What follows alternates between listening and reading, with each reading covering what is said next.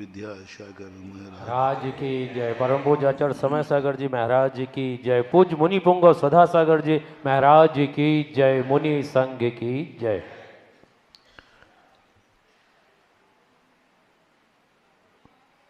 अनुभव को प्रमाण नहीं माना मोक्ष मार्ग में। और कल हमने आत्मानुभूति की बात कही थी। आत्मानुभूति के बिना हम मोक्ष मार्गी नहीं हो सकते और अनुभव प्रमाण है नहीं। जब तक आत्मानुभूति नहीं है वह वास्तविक रूप से मोक्ष मार्गी नहीं। और इधर हम इतने दिनों से कह रहे हैं कि अनुभव प्रमाण नहीं है। दोनों में अंतर समझना। अनुभव कभी प्रमाण नहीं होता, लेकिन अनुभव के लिए ही सब कुछ किया जाता है। हम अनुभव को प्रमाण मान रहे हैं, हम अपनी इच्छाओं को प्रमाण मान रहे हैं, हम अपनी इच्छाओं को अच्छा मान रहे हैं, हम इन इच्छाओं को पूरी करने के लिए पूरी ताकत लगा रहे हैं। अपन विगत दिनों से चल रहे हैं, ये बहुत बड़ी भूल है। लेकिन अंत में हमें आत्मानुभव पे ही आना है, खुद के अनुभव को ही पकड़ना है। खुद के अनुभव के लिए ही हम ये सब कुछ कर रहे हैं। हमारी खुद की लिखाई हमें पास कराएगी, लेकिन प्रमाण पत्र हमारा खुद का नहीं होगा, प्रमाण पत्र तो गुरु का होगा। लेकिन वो प्रमाण पत्र हमारी लिखाई पे मिलेगा, हमारी मेहनत पर मिलेगा, हमारे परिश्रम पर मिलेगा, हमारी इच्छाओं पर मिलेगा। लेकिन हमारी इच्छा प्रमाणिक नहीं हो सकती।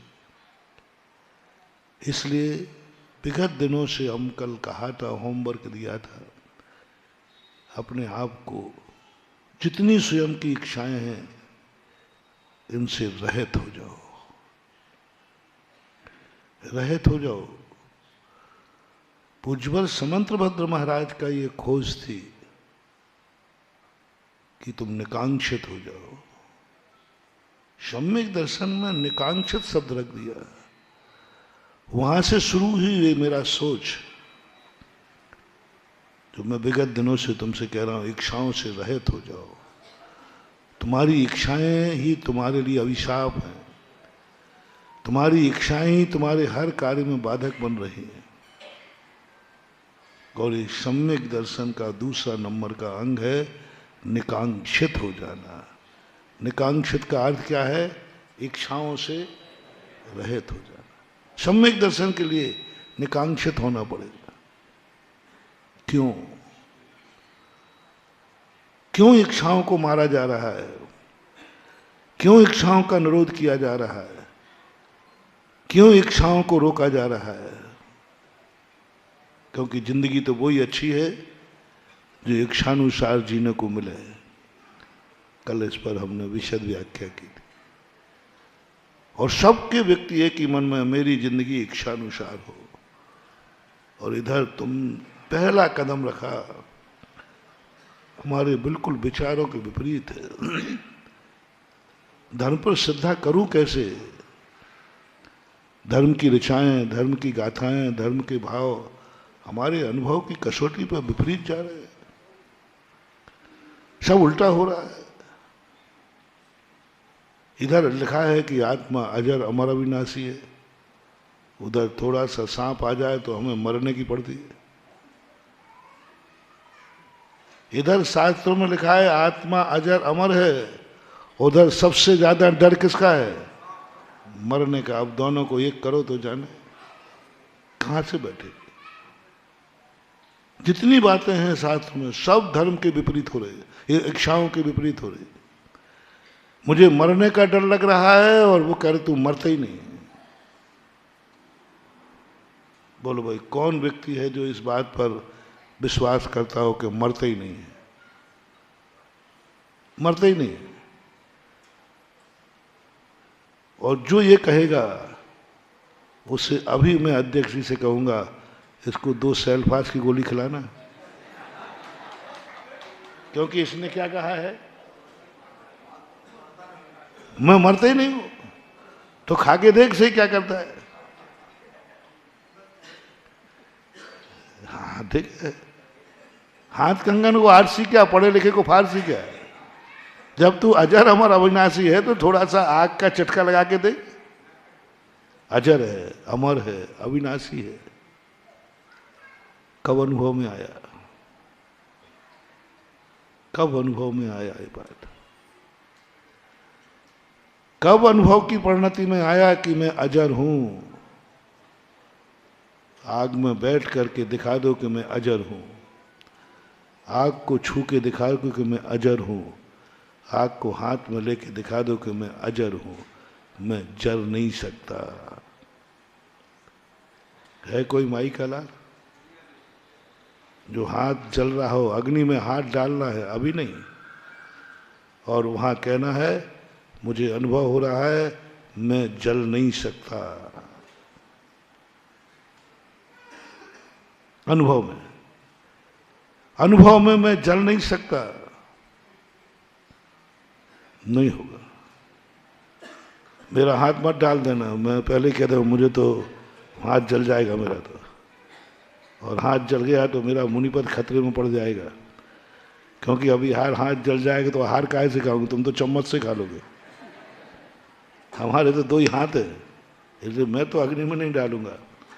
क्योंकि पर शास्त्र झूठे हैं, फिर अजर है, अमर है, अविनाशी है।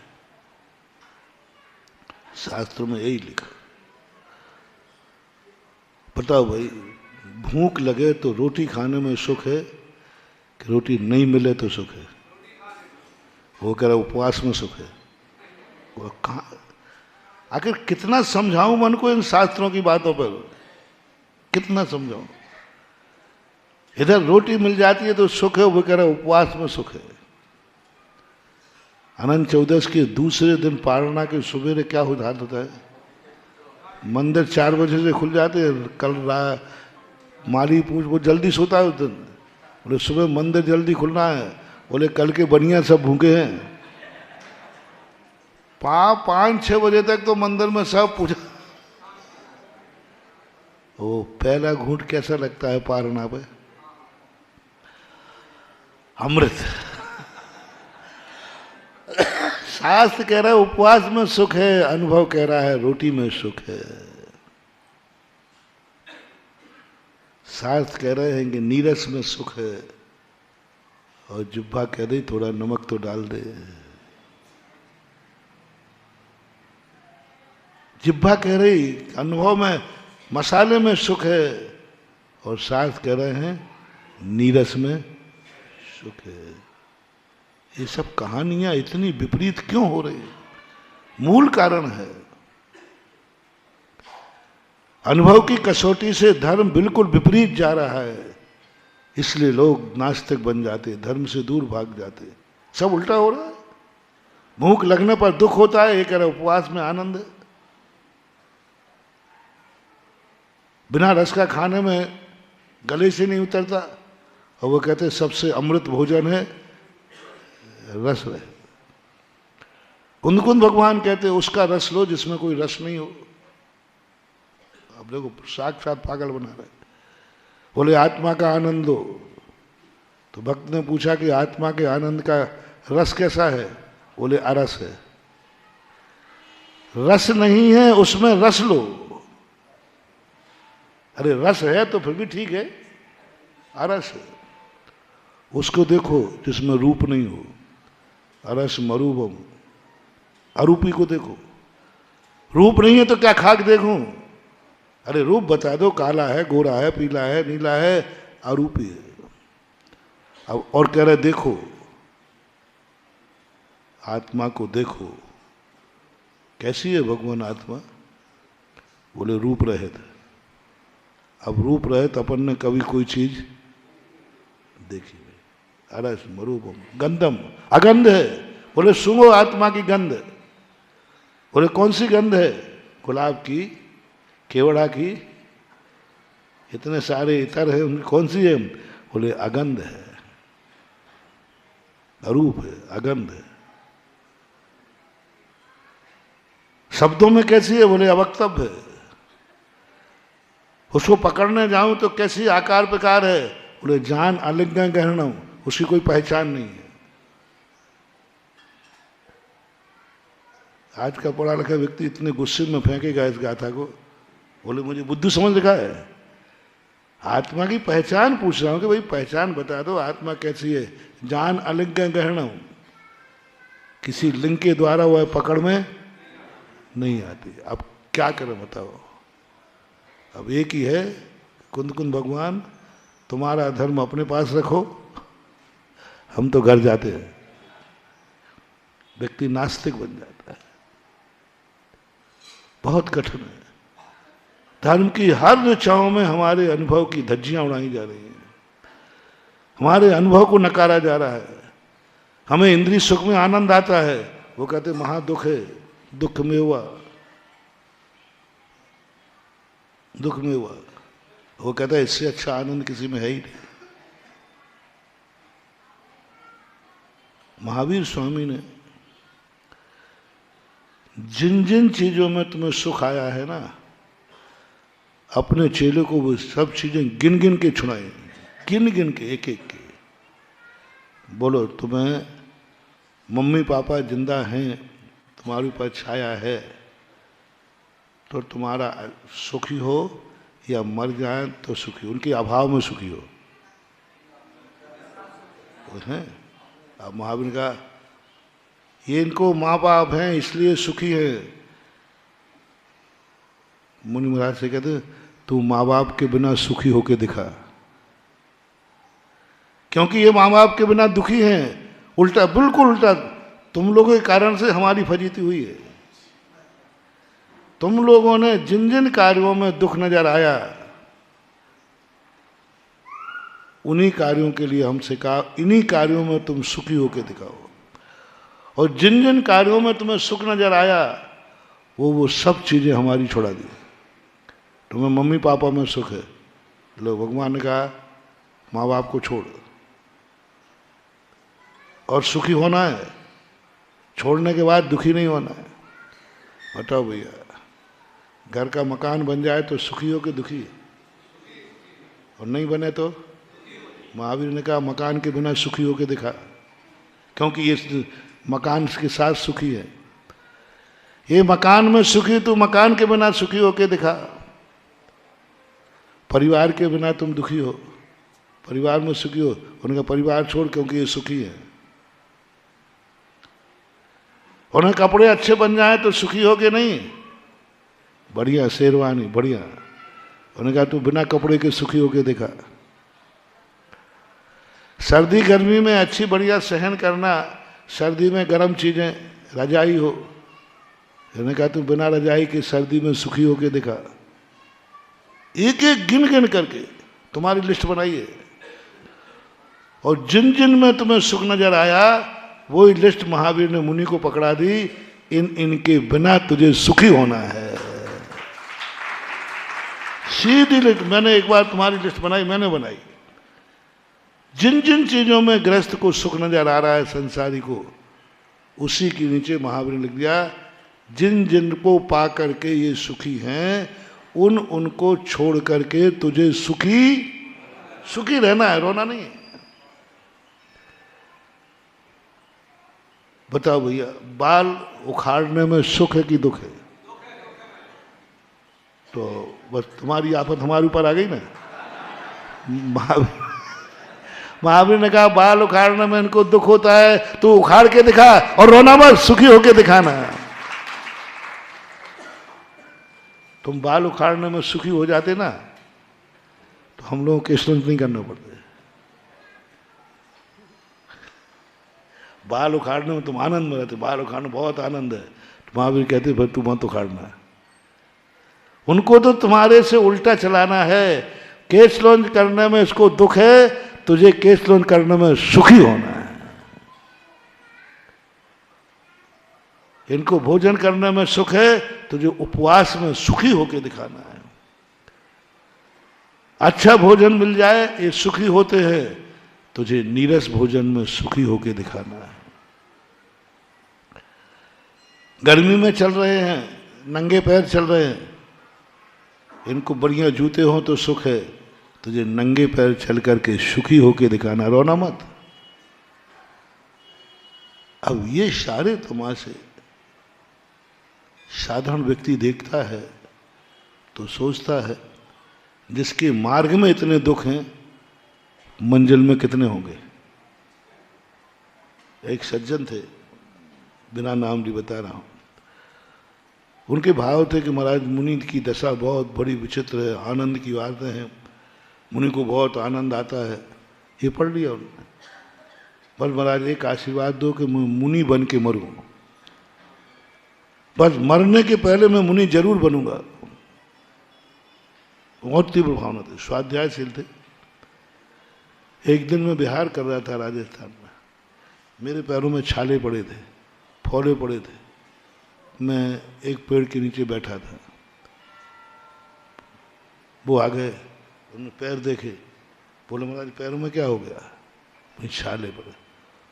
बोले महाराज चलने पर ऐसे छाले पड़ते, फिर भी अभी और चलना है?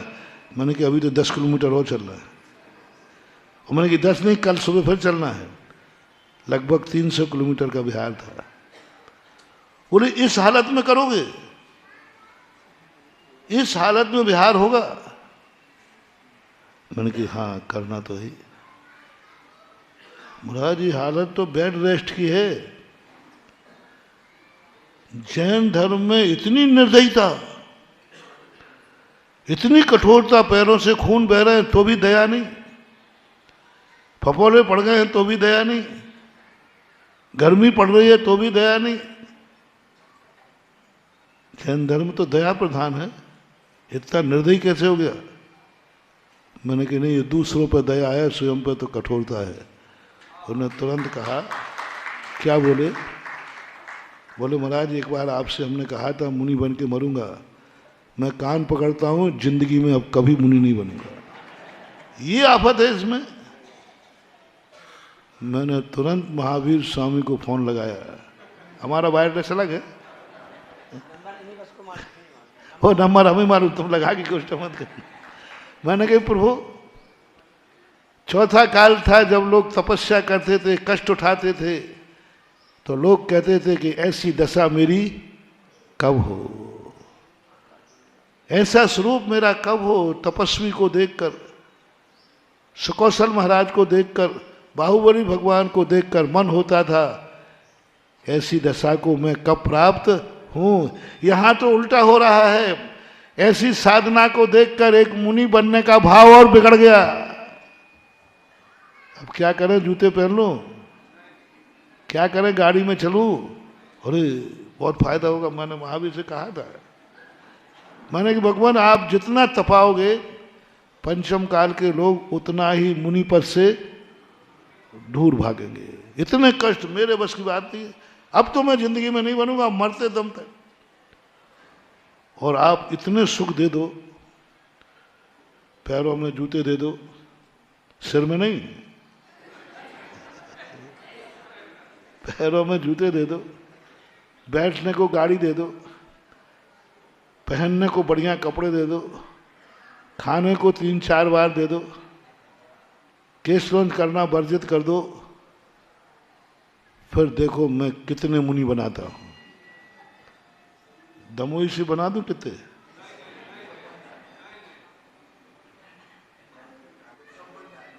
पर सारी सुविधाएं with house, with family, with money, with diet, सब चीजें यदि सुविधाएं दे दो तो भगवान मुनि महाराज बनेंगे। बहुत ज्यादा, बहुत ज्यादा। आप लोग मुनि नहीं बनना चाहते क्या? क्यों नहीं बन रहे हो? क्यों नहीं बन रहे बोलो? क्योंकि मेरे से केश नोज नहीं बनेंगे। मैं एक आसन, मैं नंगे पैर, यही सब बाधाएं हैं ना, बनने का भाव तो है।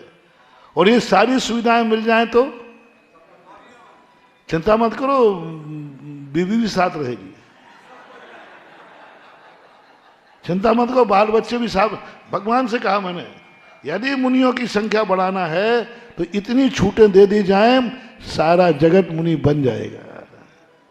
अरे मुनि बनने में फायदा ही, केसलोन मत करो। मूड मुड़ाए 3 गुण, सिर की मिट गई खाज, खाने को लड्डू मिले और वो कहे महाराज जय जय गुरुदेव, कौन नहीं बनेगा। चर्या इतनी कठिन कर दी कि सम्यक दृष्टि तो जितनी कठिन चर्या देखता है परिणाम आते हैं भगवान, ऐसा कठिन चर्या मैं कब पालन करूंगा। सुकौशल महाराज को शेरनी के द्वारा खाते हुए देखकर तुम्हारा क्या परिणाम होता है। लो सम्यक दर्शन का थर्मामीटर दे रहा हूं। शेरनी खा रही है। 500 मुनियों में आपने देखा मंदिरों में एक भी सुखी मुनि का चित्र नहीं बनाते। किनका बनाते हो? सबके दुखी। सुखी मुनिराज भी हुए हैं जिन पर कोई उपसर्ग, उनका मंदिर में एक भी चित्र नहीं है। सारे चित्र किनके हैं? जिनका खूब संकट आए। अच्छी सतियां भी हुई हैं जिन पर कोई संकट नहीं आया, उनका नहीं बनाओगे। किनका बनाओगे? जिन सतियों पर संकट। कुछ तीर्थंकर ऐसे हुए जिन पर कोई कष्ट नहीं आया, उनकी मूर्ति तुम्हें पसंद नहीं है। वो सुदंत भगवान, श्रीनाथ भगवान, इनको रंच मात भी कष्ट नहीं आए। और जिन भगवान पे कष्ट आए, मूर्ति कौन सी पसंद करते आप? क्यों? यानी आपकी पसंद क्या है? हम लोग कष्ट भोगे, वो आपकी पसंद है। मैं करूं क्या तुम्हारे, बताओ। मैं सुखी रहूं तो तुम्हें अच्छे नहीं लगते। जो भगवान सुखी रहे वो तुम्हें पसंद नहीं है। और जो भगवानों ने खूब कष्ट उठाए वे भगवान तुम्हें पसंद है। तो भक्तों की पसंद यदि दुकान पर रखना है तो क्या करना पड़ेगा? यानी जितने हम कष्ट झेलें उतने ही तुम मुझे चाहोगे। पारसनाथ भगवान ने कष्ट झेले और कोई अंतर नहीं। मैंने पूरा पुराण पढ़ लिया। पारसनाथ में, अजितनाथ में, पुष्पनाथ में कोई अंतर नहीं है। बस अंतर है कि उन्होंने कष्ट झेले नहीं और उन्होंने कष्ट झेले हैं जो तुम्हें पसंद है। कौन सी पिक्चर हिट होती है? जिसमें हीरो की जम की धुलाई हो। जितनी ज्यादा धुलाई जो हीरो की होती है वह पिक्चर उतनी ही हिट होती है। तो तुम लोगों की पसंद के कारण कुछ हम लोगों को अच्छा लो सम्यक दर्शी बता रहा हूं। एक सुकौशल महाराज को शेरनी खा रही है। 500 मुनियों को घानी में पेला जा रहा है। आप बताओ, आपकी आत्मा, आप यदि मुनि बनोगे तो शेरनी तुम्हें भी खाएगी, मांस लौच लौच के खाएगी। आप अपनी पसंद बताओ क्या है? मुनि बनने का प्रस्ताव वापस ले लोगे कि चलने दें? 99% वापस ले लेंगे। और हमारे चाचा चौधरी तो बिल्कुल ही वापस ले ही लेंगे। बोले महाराज मैं यही दमोह में ठीक हूं, आप ठीक है, आप महाराज बहुत अच्छे हैं। शेरनी खाएगी? अरे हम तो ये सोचते थे महाराज बनने के बाद कोई कष्ट आएगा नहीं, संकट आएगा नहीं, सिद्धियां हो जाएंगी, रिद्धियां हो जाएंगी, देवता आगे पीछे घूमेंगे, अरे क्या ठाठ होंगे, इसलिए मैं महाराज बन रहा था। यहाँ तो आपके यहाँ शेरनी आ गई। और यदि ये भाव आ जाए महानुभाव, ओहो प्रभु ऐसी दशा मेरी कब होगी कि शेरनी खा रही है और मैं अपने परमानंद। आनंद का झरना फूट रहा है। बाहर से दुख का पहाड़ फूटा है, अंदर से आनंद का झरना फूटा है। बाहर से झरना, बाहर से दुख का पहाड़ है, शेरनी खा रही है। और अंदर से क्या है? साधु को बाहर से देखोगे तो गम ही गम नजर आएंगे, जरा अंदर तो झांको, सरगम लहर आएंगे। अंदर की बात। उन सुकौशल महाराज को अंदर क्या हो रहा था? बाहर तो शेरनी खा रही थी और अंदर, बाहर शेरनी मार रही थी, अंदर वो अमरता का अनुभव कर रहे थे। क्या है दशा ये, कैसे हुई होगी? कई बार माथा गर्म हो जाता है इन प्रसंगों पर मैं सोचता हूं। तो तुम्हारा तो गर्म हो गई, तुम तो सोचोगे तो पागल हो जाओगे, मेरा तो गर्म ही होता है। कैसे संभव, क्या करूं मैं? शेरनी मांस नोच के खा रही है, कण कण पर मौत सामने आ रही है, यमराज सामने खड़ा है और महाराज को अमरता का अनुभव हो रहा है। अब हम अमर भये न मरेंगे, पर घर फिरत बहुत दिन बीते, काल अनंत गमाए, अब हम अमर भये न मरेंगे। अनुभव देखो क्या आ रहा है।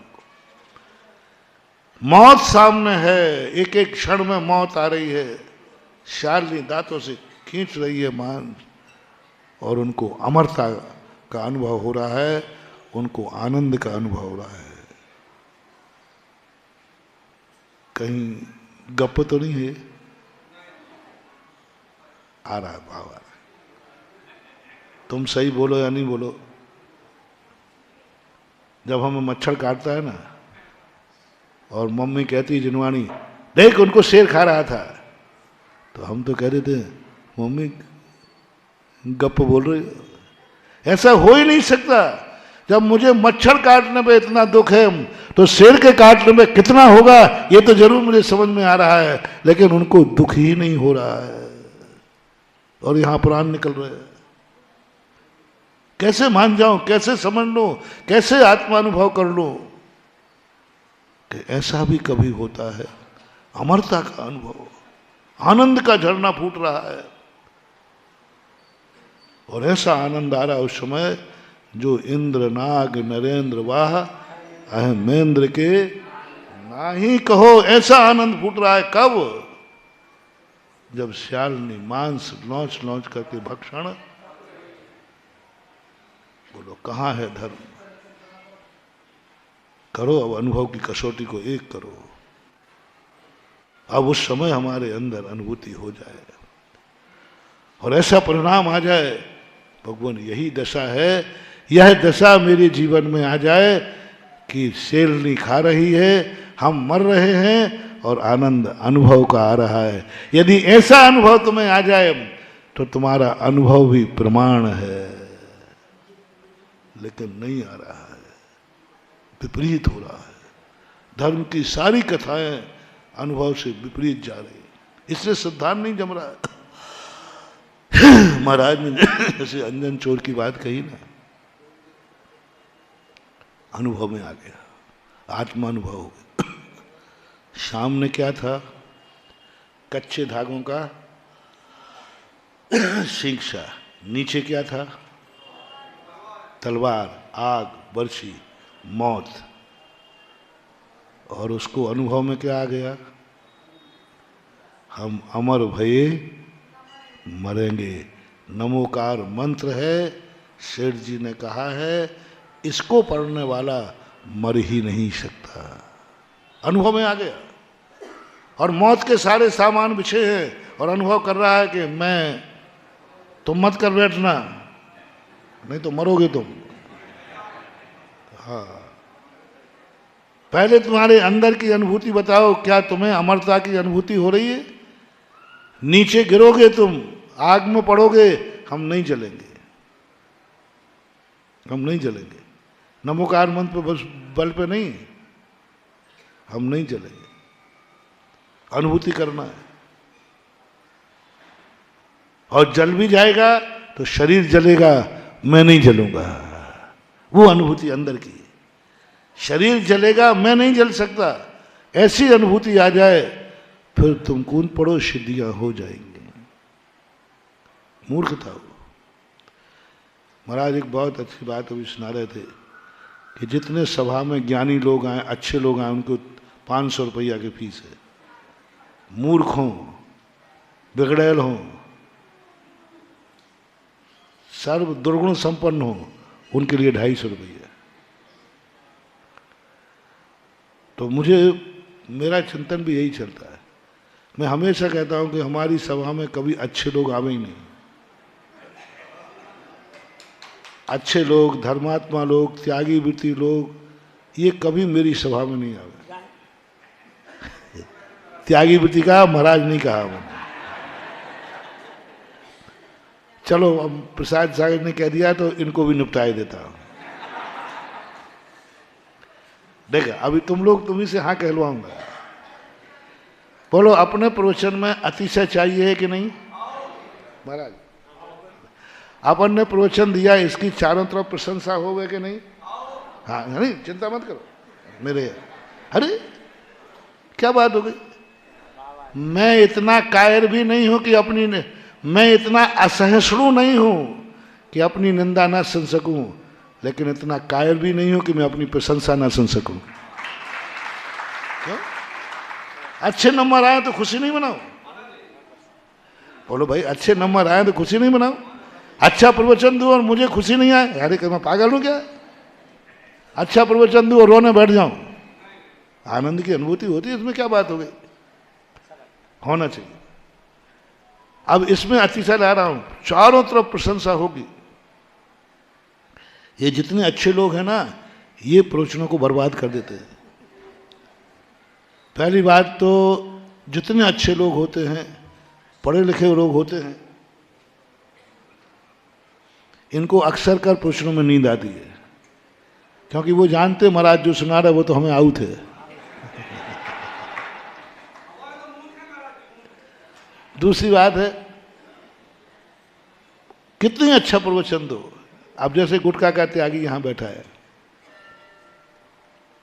आज महाराज ने गुटखे पे गजब का प्रवचन दिया, कैसा लगा?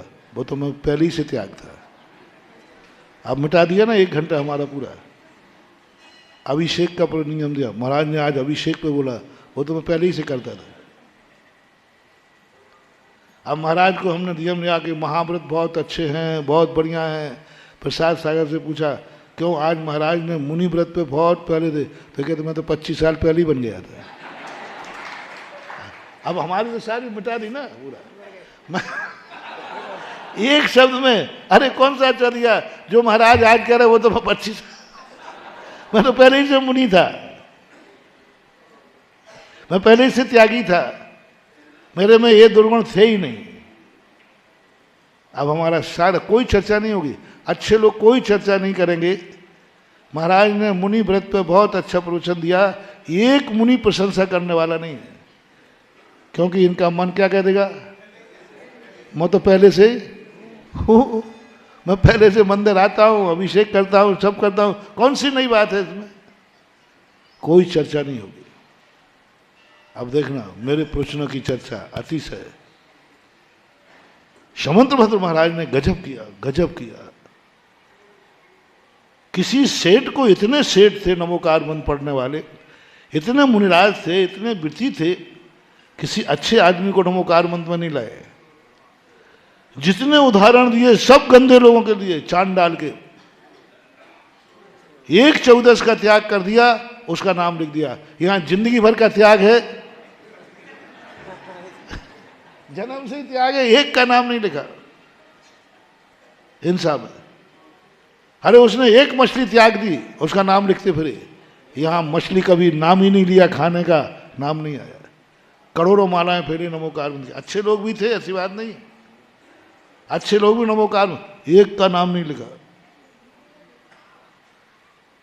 तब मैंने समझा कि समंत भट्ट महाराज कहते हैं ये अच्छे लोग हमारी प्रभावना नहीं करेंगे, ये तो कहते हैं तो हम पहले ही से आता है। ऐसे व्यक्ति को लाओ जिससे लोग कहें गजब उसने।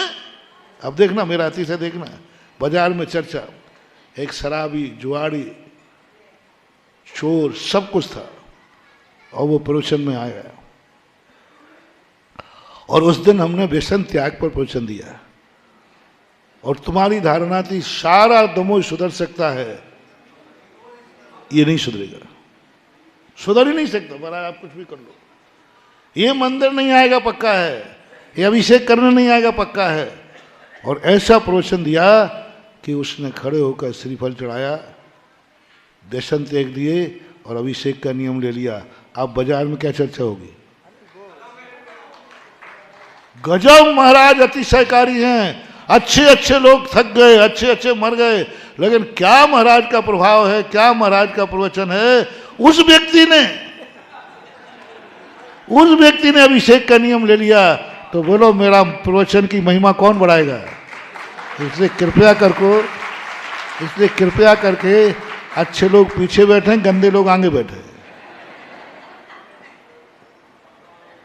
अच्छे लोग हम प्रवचन में कहा करता हूं कि बूढ़े पीछे बैठो, बच्चे आगे बैठे, क्योंकि बिगड़ना तो इनको है, बिगड़े तो ये है। तो ये बात उन्होंने कही तो अब बहुत सही है, अब तो प्रमाणिकता भी मिल गई। अच्छे लोगों के 500 रुपया, चलो इनने तो 250 लगा दिया। जितने तुम्हारे नगर में बिगड़े लोग हों, जुआड़ी, कबाड़ी, शराबी, नशेड़े, भंगड़े, उनके लिए हमारी सभा में फ्री में स्थान है। और जितने त्यागी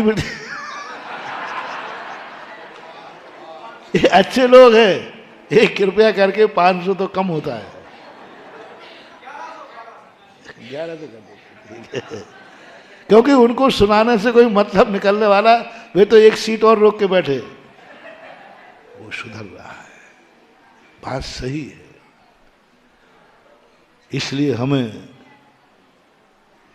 इसलिए आप लोगों को फोकट में एंट्री चाहिए है, तो सभा में मूर्ख बन करके आना। इन्होंने थोड़ी भाषा कोरे कागज बन के आना, लेकिन सुधा सागर की भाषा तो वही है, मूर्ख बन के आना। कुछ नहीं, मैं कुछ नहीं जानता, इडियट, मुझे कुछ मालूम नहीं है। जो गुरु बताएंगे वही सत्य है और वही स्वीकार है, और यही है। अपनी सारी की सारी जो मान्यताएं हैं, वो ज्ञानी बन के बड़ों के पास नहीं जाना, समर्थ बन के अमीर के पास नहीं जाना, बिल्कुल कोरी किताब लेकर, कोरा रूप लेकर, फिर जो तुम्हें उपलब्धि होगी डबल पुण्य लगेगा, तुम्हारा सुधार हो जाएगा, और गुरु के प्रवचनों की महिमा सारे जगत में फैल जाएगी। हो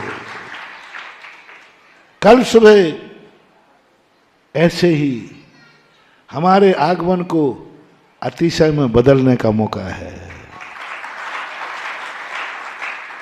और जहां मैं जाता हूं, लोग मुझे वैसे ही अतिशयकारी बोलते हैं, वैसे ही बोलते हैं। लोग जितना मुझे मानते हैं ना, इतना है नहीं। लोग मानते महाराज बार खूब शक्तियां हैं, खूब आराम ताड़ाम है, वो फूफू कर देते, fuck fuck fuck fuck fuck कर देते, कुछ भी मान भाव मत डरो रे, मेरे पास कुछ भी नहीं है, मेरे पास कोई अतिशय नहीं है, मैं कुछ नहीं आता। मेरे में जो अतिशय है वो अतिशय के कारण है आप लोग। आप लोग मेरी बात सुनने आते हैं, अपने को मूर्ख मानते हैं और मुझे ज्ञानी मानते हैं। बस यही मेरा अतिशय है कि हमारी सभा में भक्त मूर्ख बन जाता है। मेरे सामने हर व्यक्ति एक ही कहता है, महाराज हम कुछ नहीं है, आप जो कहो। देखना मेरा अतिशय क्या है, आपका भी अतिशय। सामने वाले ने ये बोल दिया, जो आपकी आज्ञा। तुम्हारा कोई विचार, मेरा कोई विचार नहीं। जो आप कह रहे हो वही सत्य है, वही स्वीकार है, समझ लेना मेरे वचनों में अतिशय आ जाएगा और ये अतिशयकारी हो जाएंगे। मेरे बोलने से अतिशयकारी नहीं है, तुम्हारे स्वीकार करने से अतिशयकारी है। स्वीकार करना। तुम लोग समझते हो जैसे मंदिर वगैरह होते हैं, तो हम पहले कहते भैया देखो ऐसे समर्पित हो जाओ जैसे ऑपरेशन थिएटर में होते हो। ऑपरेशन थिएटर में मरीज कैसे समर्पित करते हो? मरे चाहे तो लोग कहते महाराज ये तो आपकी गलत बात है, ये तो बांधना है, ये तो क्या बोलते हैं उसको, अधिकृत करना है, ये तो राठौड़ी है, बांधना। तुम नहीं समझ पाते हो। बस यही बात से मैं तुरंत निर्णय कर लेता हूं, इस कार्य में मैं सफल होऊंगा, कोई ताकत बिगड़ नहीं जाएगी, अतिशय होगा। मात्र इतना तुमने कहा, मैं कुछ नहीं हूं, आप जो कहोगे वही सत्य है, बस यही अतिशय है। मेरे आशीर्वाद में अतिशय नहीं है, मेरे वचन में अतिशय नहीं है। तुमने जो श्रद्धा से स्वीकार किया, उससे मेरे वचनों में अतिशय आता है। इसलिए मैं कहता हूं कि तुम्हारा कुछ भी मूर्ख बन, सब कुछ, मैं कुछ नहीं जानता, ये शब्द तुमने कहे नहीं, और हमें खुशी आ जाती है, अब मेरे वचनों में अतिशय आएगा।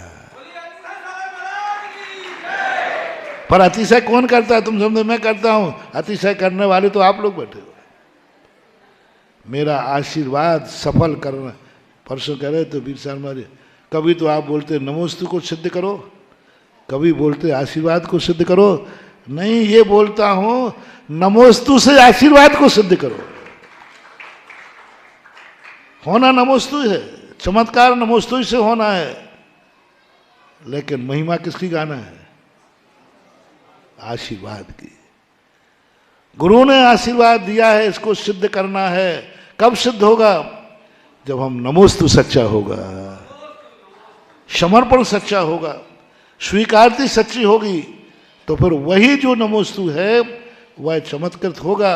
लेकिन सिद्धि किसकी हुई तुम्हें? नमोस्तु की नहीं, आशीर्वाद की सिद्धि। इसलिए अनुभव को हमें प्रमाण करना है। अनुभव प्रमाण होगा, उसे आत्मानुभव बोलते हैं।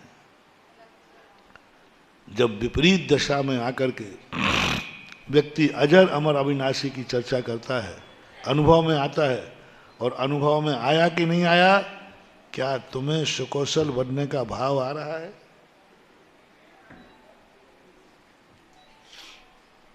दो महाराज हैं, एक महाराज की देवता जय जयकार कर रहे हैं, खूब चारों तरफ से जय जयकार हो रही है, बहुत पुण्य का उदय।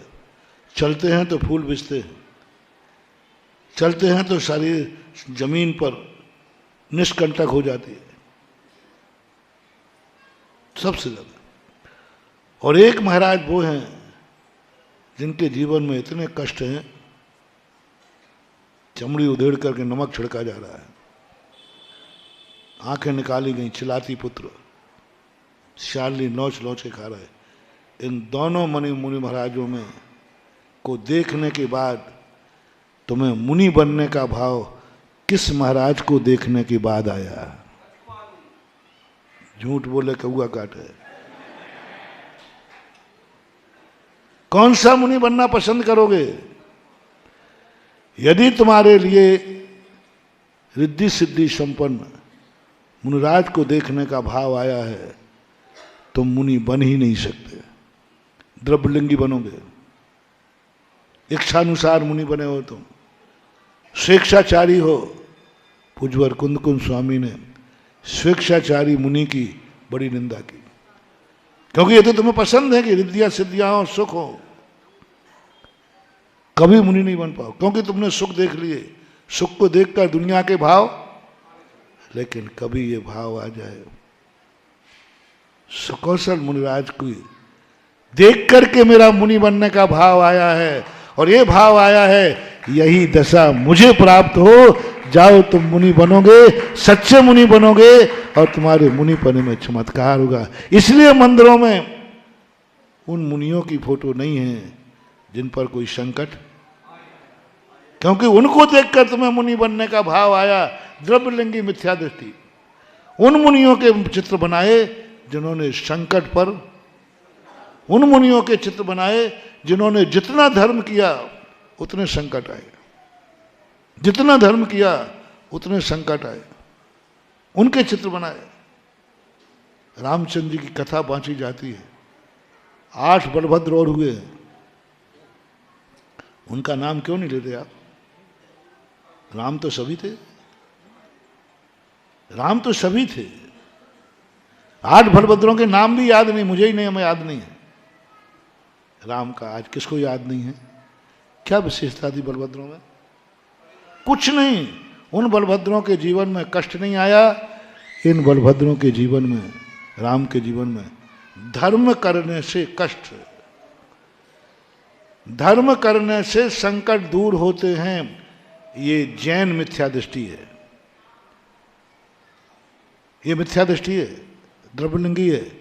धर्म करने से, रिपीट करो, संकट दूर होते हैं। धर्म करने से इच्छाओं की पूर्ति होती है। ये कोई धर्मात्मा की निशानी नहीं है। धर्मात्मा की निशानी है धर्म करने से संकट आते हैं। जैसे रामचंद्र जी ने पिता की आज्ञा मानी, यदि नहीं मानते तो कोई संकट नहीं आता। मानने का फल क्या हुआ? वनवास। कितने संकट आए। और नहीं मानते तो सोचो, कल्पना करो, रामचंद्र जी एक बात कहे नहीं मानना है तो बोलो कितने कष्टों से बच जाते। अयोध्या के राजा होते, राजगद्दी होते, महलों में होते, कोई उनके ऊपर धूल भी नहीं फेंक सकता था। मात्र एक अधर्म का सहारा लेना था। मात पिता की आज्ञा का पालन नहीं करूंगा, इतना सा, कोई बड़ा पाप नहीं कर रहे थे, इतना सा पाप था। इतना सा, कितना था वो पकड़ भी नहीं आ रहा है। इतना सा पाप था, मैं वनवास पिता की आज्ञा है नहीं मानूंगा। बड़ा हूं, पंचायत बैठा लूं। पंचायत किसके पक्ष में जाती है? रामचंद्र जी। हम साधुओं से भी पूछते तो किस पक्ष में जाते? कानून उनके पक्ष में, पंचायत उनके पक्ष में। और एक और, ओहो, दशरथ जी ने कहा बेटा मैं तो वचन का बंधा हुआ हूं, तू तो वचन का बंधा नहीं है, मैं तो जरूर कहूंगा, तू मानना मत। दशरथ ने कहा है रामचंद्र जी से कि मैं तो वचन का बंधा हुआ हूं, तू तो वचन का बंधा नहीं है मेरे से। तूने तो कभी नहीं कहा कि मैं पिता की आज्ञा मानूंगा। तेरा कोई वचन नहीं, वचन मेरा है। इसलिए तू मुकर जाना कि मैं नहीं जाता हूं वनवास। पिताजी ने कहा दशरथ से। माता तो कह ही रही थी। और रामचंद्र जी जानते थे कि पिता की आज्ञा मानने से कितने कष्ट हैं। ये सब मालूम था उनको। पद्म पुराण में रविसेन आचार्य महाराज ने लिखा है, सब कुछ मालूम था उनको कि मैंने पिता की आज्ञा मानी, कितने कष्ट हैं। उसका प्रसंग आया है, सीता को संबोधन कर रहे हैं। रामचंद्र जी वनवास जाते समय सीता को संबोधन कर रहे हैं कि जिद मत करो तुम मेरे साथ जाने की। मालूम वहां कितने कष्ट होंगे। जितने कष्ट आए हैं ना, ये सब रामचंद्र जी ने सीता को पहले गिना दिए थे, क्योंकि वो तो सबको मालूम है वनवास में क्या कष्ट आएंगे। ये भी बता दिया कि मैं तुम्हारी रक्षा कैसे करूंगा, 2 लोग हम कैसे रक्षा कर पाएंगे, सब कुछ बता दिया था। है ना। रामचंद्र जी जानते थे कि पिता की आज्ञा पालन करने से कितने कष्ट हैं और नहीं मानने में कितने सुख हैं। फिर उन्होंने क्या किया? क्या तुम्हारी हिम्मत है? धर्म करूंगा तो कष्ट आएगा, धर्म नहीं करूंगा तो कष्ट नहीं आएगा। ये फैसला तुम्हें करना है। और तुमने कहा मैं धर्म करूंगा, कष्ट के लिए तैयार हूं। बस वहीं से धर्म शुरू होता है, वहीं से धर्म शुरू होता है। हमने बनियों का धर्म अच्छा रखा है, धर्म करने से बहुत सुख है, भक्तामर करने से संकट दूर हो जाएगा, फलाना व्रत करने से हो जाएगा। बस बनियों का धर्म चल रहा है, जैनी का धर्म खत्म हो गया। सम्यक दृष्टि जीव मरता हुआ अमरता का अनुभव करेगा। क्या पंक्ति लिखी है पंडित जी साहब ने, अब हम अमर भये न मरेंगे। कहाँ है अनुभव की बात है? कौन से आ रहा है अनुभव में? ऐसी अनुभूति हमारे लिए आना है। और अभी जो हमें अनुभूति आ रही है कि मैं मर सकता हूं, कष्ट आएंगे, मेरे जीवन में ये अनुभूति वर्जित कर रहा हूँ 3 दिन से। आज भी आपका समय हो रहा है। क्यों वर्जित की जा रही है? कारण क्या है? वह कारण है सम्यक दृष्टि होना है हमें। सम्यक दृष्टि होने के लिए पहला कदम है निसंकित के बाद निकांक्षित होना। कल मैंने कहा था ना कि धर्मात्मा बनना है, सम्यक दृष्टि बनना है, तो सबसे पहले इच्छाओं से रहित हो जाओ। तुम्हारे मन में कोई इच्छा तो नहीं है? कल कहा था मंदिर के आने के बाद कोई इच्छा पूर्ति कराने का भाव तो नहीं है? बड़े लोग मिलने के बाद इच्छा पूर्ति कराने का भाव तो नहीं है? बड़े लोगों से अपने संकट दूर कराने का भाव तो नहीं है? ऐसा तो नहीं है कि अब कुछ नहीं है, महाराज का आशीर्वाद है, हमारे सब संकट दूर हो जाएंगे, ये भाव तो नहीं आ रहा है? बड़े की सिद्धि तुम्हें नहीं होगी, गुरु की सिद्धि नहीं होगी, क्योंकि तुम्हारा भाव क्या है? गुरु महाराज का आशीर्वाद है, कोई संकट आएगा ही नहीं, गुरु की सिद्धि नहीं होगी। महाराज का आशीर्वाद है, मेरी हर इच्छा पूरी हो जाएगी, गुरु की सिद्धि नहीं होगी। बोलो, यही अपन सबकी धारणा है कि नहीं? मंदिर के प्रति यही धारणा है कि नहीं? नमोकार मंत्र के प्रति, भक्तांबर के प्रति, पूजा पाठ के प्रति, अभिषेक के प्रति, सब में एक ही धारणा है। यही धारणा हमें धर्म से दूर कर रही है। अब थोड़ा सा उल्टा कर लो, थोड़ा सा कर लो कि नहीं, धर्म करने से संकट आएगा,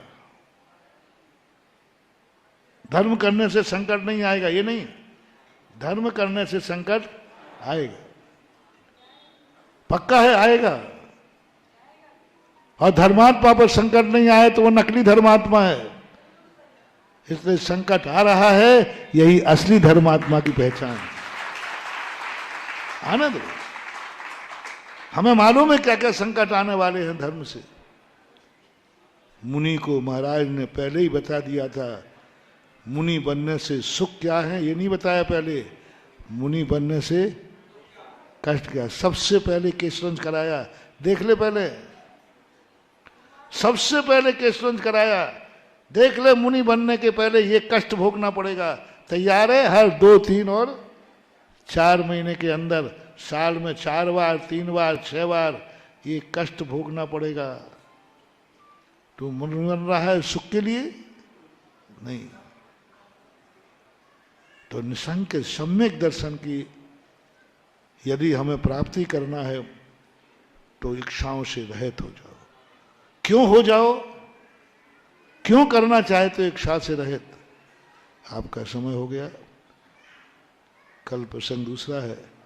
यदि प्रवचन सभा हुई तो फिर बताऊंगा क्यों हमारी इच्छाओं से रहित करना सम्यक दृष्टि को क्यों जरूरी है। क्यों रखा निकांक्षित अंग, क्यों इच्छाओं को मारा जा रहा है, क्यों इच्छाओं से रहित किया जा रहा है। इसके पीछे बहुत बड़ी कहानी है महानुभाव, बहुत बड़ी कहानी है। बच्चे को क्यों कहा जा रहा है मुझे तो मिट्टी खाने में आनंद आ रहा है, मुझे तो मिट्टी खाने में आनंद आ रहा है, और मिट्टी छुड़ा ली जाए तो रोना आ रहा है। ये माँ मुझे मेरा सुख क्यों नहीं देखना चाहती, माँ मुझे सुखी क्यों नहीं देखना चाहती। सुनो रे बालको, उस बालक की कहानी नहीं, तुम भी बालक ही हो। इसलिए भगवती आराधनाकार ने गृहस्थ को बालक ही कहा है। मैंने सोचा कि 80 साल के बुढ़े को बालक कह रहे, तो बालक का लक्षण देखा कि बालक मिट्टी खाता है, उसको अच्छी लगती है, और जब मिट्टी छुड़ाएं तो उसको बुरा लगता है। वो कहता है कैसी माँ है, मुझे सुखी नहीं देखना चाहती। ऐसे ही तुम संसार के विषय भोगों की मिट्टी खाते हो, और हमने छुड़ाया और तुम्हें लगा महाराज को पता नहीं क्या हो गया, हमें अच्छा देखने नहीं चाहते। गुटखा खाने वाला भाग रहा है, रात्रि भोजन करने वाला भाग रहा, अपन मंदाहार में नहीं जाना, रात्रि भोजन त्याग देंगे क्योंकि उसी में तो हमें अच्छा लग रहा है। और पता नहीं महाराज हमें सुखी देखना चाहते कि नहीं। धन दौलत देखा और दान दिलाएंगे, पता नहीं महाराज हमें धनवान देखना चाहते नहीं, बस धन देखा नहीं और कहते दान दे। है ना महाराज, लोग हमें सुखी देखना ही नहीं चाहते हैं। ये धारणा तुम्हारी बनी है, यही धारणा बालक की बनी है कि माँ मेरे लिए सुखी क्यों नहीं देखना चाहती, मुझे तो मिट्टी खाने में अच्छा लग रहा है। और महानुभाव, तुम्हारी तो आदत हो गई, माँ मुझे मिट्टी खाना अच्छा लग रहा है, माँ क्यों नहीं खाने दे रही है। आरोप लगाओ, माँ मुझे सुखी देखना ही नहीं चाहती। अब ये आरोप लगा दो तुम मुझे, आप लोग महाराज हमारे हर सुख में बाधक हैं। आप सुखी देखने नहीं चाहते, आप दुखी हैं, हम लोगों को भी उसी मार्ग पर लाना चाहते। आज तुम्हारी बात कही, कल यदि मिलेगा समय तो माँ तुम्हें सुखी क्यों नहीं देखना चाहती है। माँ मिट्टी छीन कर तुम्हें रोना क्यों देखना पसंद कर लेती है। जब माँ के अंदर की कहानी सुनोगे तो रोंगटे खड़े हो जाएंगे और कान पकड़ के कहोगे आई एम सॉरी प्लीज, मैंने माँ पे आरोप लगाया, ये मेरी। अब माँ का हृदय सुनाऊंगा, समंत भद्र के आज बताऊंगा कि वो क्यों नहीं चाहते हैं कि तुम इच्छाओं से रहित हो जाओ, क्यों चाहते हैं इच्छा से रहित करना। आज तो इतना ही समय हो गया, कल सुबह कितने बजे, देखो लेट मत होना, गर्मी का समय है।